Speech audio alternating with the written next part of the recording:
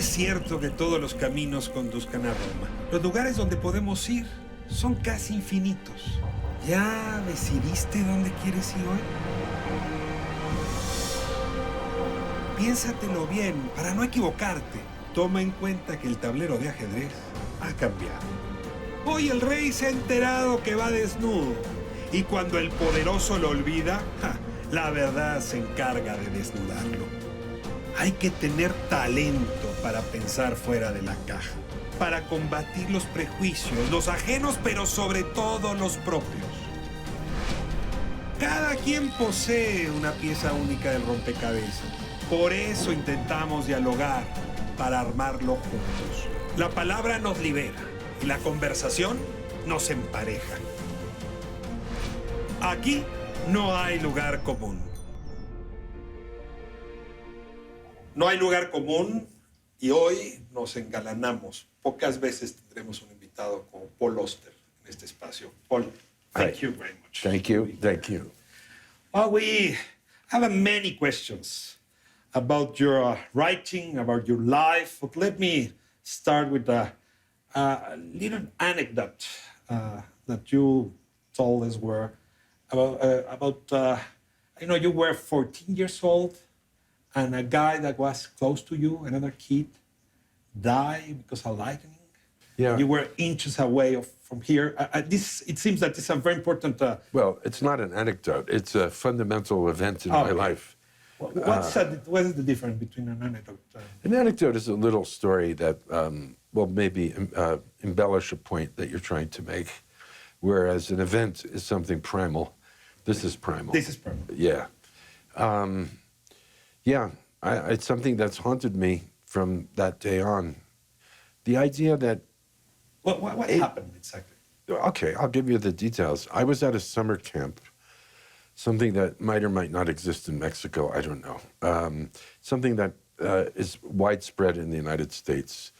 Kids leave their homes and they go off to these places in the country with other kids, supervised by young adults, and they do different activities, sports, music, whatever.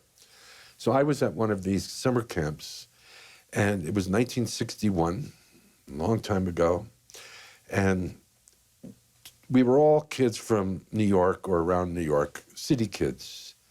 Didn't know much about the woods and the country, but we went out on a hike in the woods one afternoon with two of our counselors, these kids from Brooklyn. They were maybe 20 years old.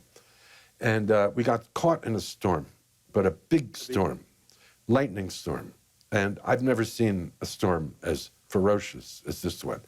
Maybe you could actually see spears of lightning coming down all around us, and crashing thunder, and rain, like biblical rain.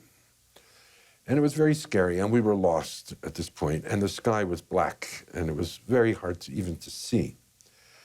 One boy who turned out... You were there inside a house, or you were walking? We were in the middle of the woods. In the middle of the forest? In the forest, yeah. So with no points of reference, nothing, lost and in the middle of a storm. One boy said, look, it's dangerous to be next to the trees because of the lightning. We have to get to a clearing. He was right. This is how you're supposed to act during a lightning storm. So we blundered around in the woods for a while, and then we found a clearing. But in order to get it to the clearing, we had to crawl under a barbed wire fence. So it was quite narrow, so we can only go single file, one at a time. And I was somewhere in the middle of the line, and the boy directly in front of me was midway through. In other words, his back was directly under the barbed wire when lightning struck the fence, and he was electrocuted, killed on the spot. You were the following. I was closer to him than I am to you right now. His feet were inches away from my hands, you see. Here was his foot, there was my finger. What did you do? Well, here's the thing. I didn't know that he was dead. And the fact is, nobody knew that he was dead. He was dead? Instantly killed.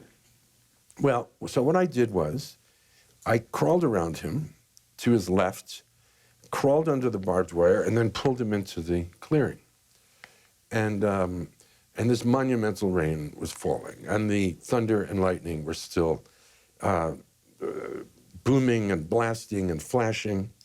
And in fact, when we were in the clearing, 3 of the boys were hit by lightning, but not fatally.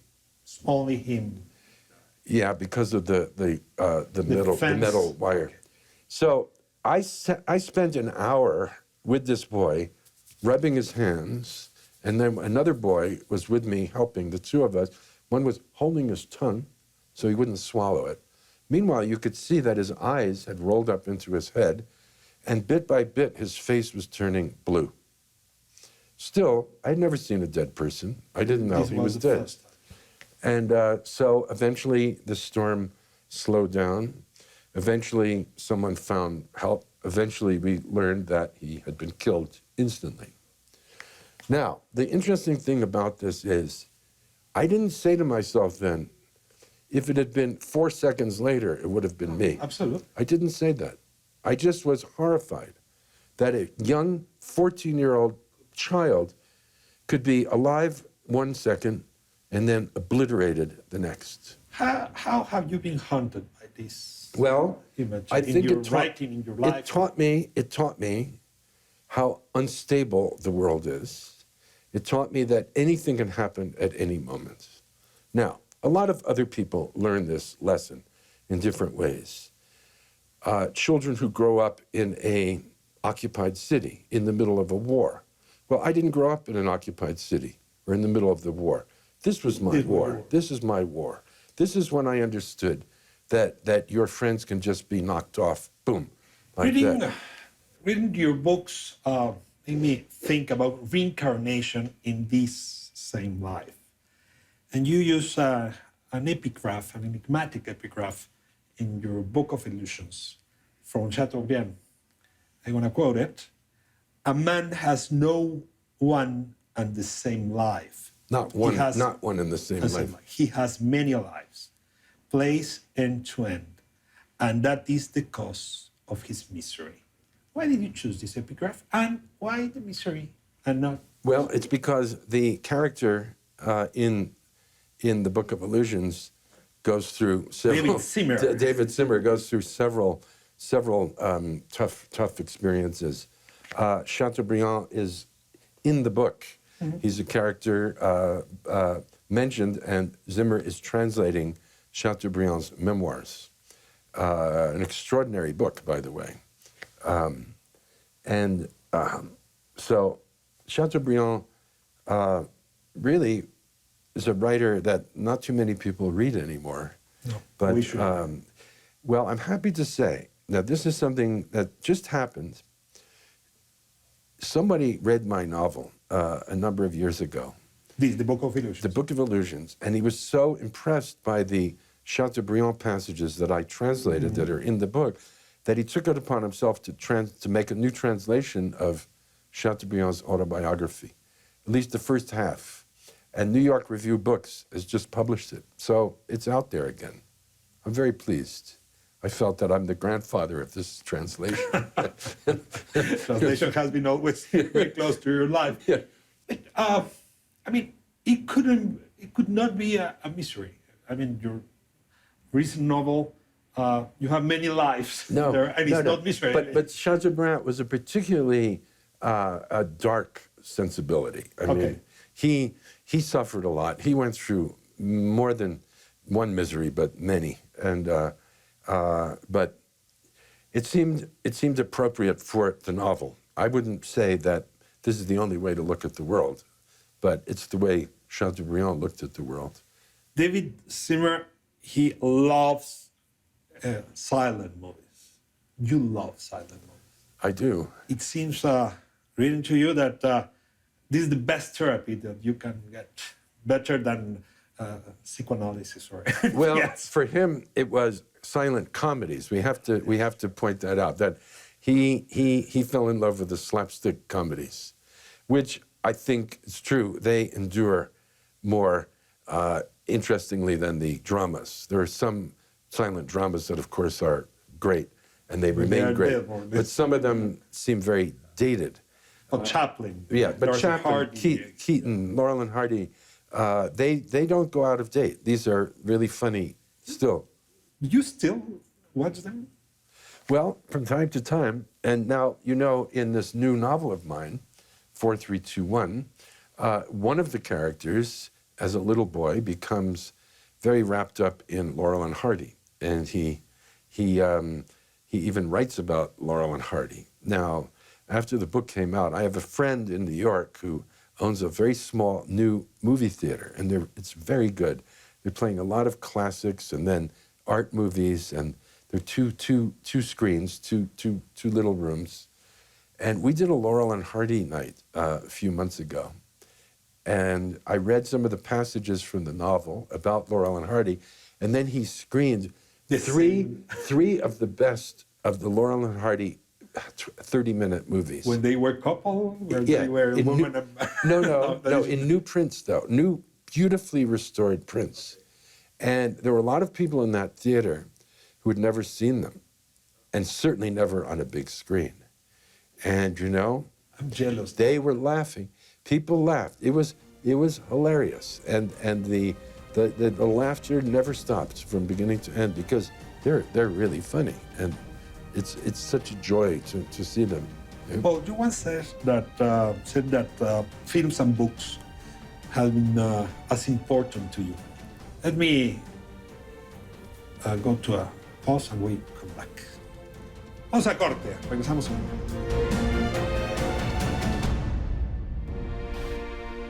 Estamos de vuelta con Paul Auster. Paul, I was asking you about this relationship of you with movies and writing. I mean, movie director. You wanted to be a film director. You thought about it. Briefly. What changed that? I understood that I was so shy that I Are would you shy? I was then. I couldn't talk in front of more than two people. No, you're not shy. No, but I don't care anymore. But then Okay. I was very self-conscious and young and nervous. Okay. And so I realized that it would have been impossible for me to talk to the members of my crew. So how can you direct a movie if you can't talk? You need to So I overcome realized that. I shouldn't do it. But it was only later, after I started publishing novels, that filmmakers started coming to me and said, well, maybe we can collaborate on this or that. And that whole At the beginning, world, just as a writer of... yeah, but then that whole world opened up to me. And then I got lucky in that the first project that actually happened, because there have been a number of possible things that didn't come through, when I worked with Wayne Wang on Smoke. So he had read the little short story that I had written as a commission in the New York Times, a Christmas story, the only commission I have ever had, the only short story I've ever written. But there it was. And he said, I think this is a good basis for a film. So we started talking about it. And at first, I wasn't even interested in writing the screenplay. But he came up with some idea with another screenwriter. He sent me the pages. I looked at it. I thought, pretty good, but not good enough. And I remember I was with my wife, Siri, and it was the summer. We were in Vermont, and we said, we can come up with a better story than this. And we started spinning out other ideas. And then I called him, and I said, Wayne, look, it's good, but what about this? He said, oh, that's much better. He said, do me a favor. This is where my film career started. Do me a favor, type it up as a treatment, an outline of the film. So I did it. I felt I owed him that. And then one thing led to another, and before I knew it, I was writing the screenplay. So when the screenplay This is your very first screenplay. First screenplay, I'd never written a screenplay. After we finally got the backing to make the film, Wayne did something that directors don't do. Usually a director will say to the writer, thank you very much. Yeah. I appreciate your work. And if you are paid, Goodbye, thank you. goodbye, and now I'll go make the movie. But he said, you know, I've never made a movie in New York. He lives in San Francisco. He said, why don't we make it together? You know, I would like you to be with me, and we'll do it together. I said, okay, I'm interested. So he directed it. I wrote it. but we did everything else together. We did the casting together. We did the production design together. You learn We how did the to do- wardrobe together. We did the editing together. We did the music together. We did the credits together. You know, everything that goes into making a movie, I was part of. It seems that it's better than going to New York Film Academy. Much better, much better. And you know, the whole project, it was a 2-year thing. And so I really learned about how to make movies. I want to change the subject. One of the topics that is really present in your writing is the idea of the absent father. This recent novel is in other books. I'd like to talk about Sam Auster. Who was Sam Auster? My father, well, he came from what I would call a tragic family story. And He was Polish. He was Polish descendant. no, they were they were from Austro-Hungary. Okay. Now, but the easternmost part of Austro-Hungary, the province of Galicia, which today is Ukraine, was Poland, was Soviet Union. I mean, it's the same territory. Guernica was. But so it was the town called Stanislav, which is about 2 hours south of what is today Lviv, used to be Lvov, used to be Lemberg. All these places have different names, but to the same. So they came from there, as many American Jews did. This is a region of many Jews. My father's parents. So, you know the story. I wrote about it in The Invention of Solitude. My grandmother shot and killed my grandfather. You know in which conditions? Yeah, I know in what conditions, because I read the newspaper articles, which included the transcripts from the trial. He had left her. He was living with another woman in Chicago. This is all taking place in Kenosha, Wisconsin, in the Midwest. Kenosha and Chicago are very close geographically.